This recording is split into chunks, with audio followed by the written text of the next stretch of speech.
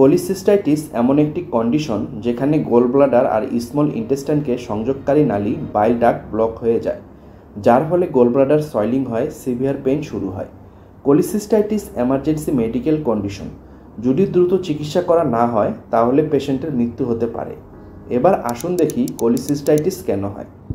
আমাদের বাইল ডাক্ট ব্লকের কারণে কোলিসিস্টাইটিস হয়, যার প্রধান কারণ বাইল ডাক্টে গোল স্টোন আটকে যাওয়া।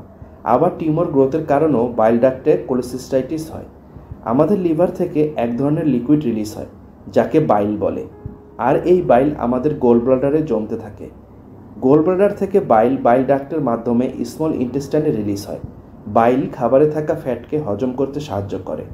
বাইলে জমে থাকা কোলেস্টেরল আর বিলিরুবিন গোল স্টোন তৈরি করে।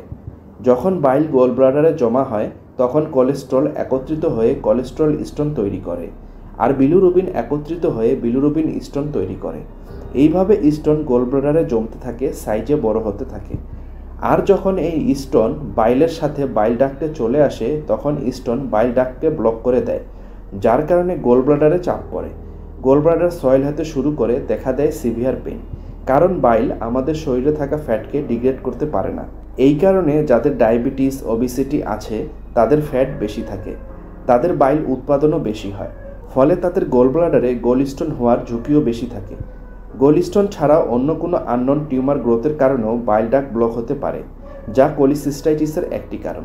ডায়াগনোসিস: যদি কোনো ব্যক্তির পেটের উপরের দিকে সিভিয়ার পেইন শুরু হয় তাহলে তার গোল ব্লাডার ইস্যু হতে পারে। এই ধরনের কেস দেখা দিলে পেশেন্টকে দ্রুত হাসপাতালে ভর্তি করতে হবে, খাওয়া দাওয়া থেকে বিরত রাখতে হবে, ভেইনের মাধ্যমে পেশেন্টের বডিতে নিউট্রিয়েন্টস দিতে হবে। এই সময় পেশেন্টের কিছু টেস্ট করা হয়। আর বাইল ডাক্টে যদি কোনো গোল স্টোন থাকে তাহলে মেডিসিনের মাধ্যমে গোল স্টোন ডিজলভ করা হয়। যদি মেডিসিনের মাধ্যমে গোল স্টোন ডিজলভ না হয় তাহলে পেশেন্টকে গোল ব্লাডার সার্জারির পরামর্শ দেওয়া হয়। আজ এ পর্যন্তই। ভালো থাকবেন, সুস্থ থাকবেন। আল্লাহ হাফেজ।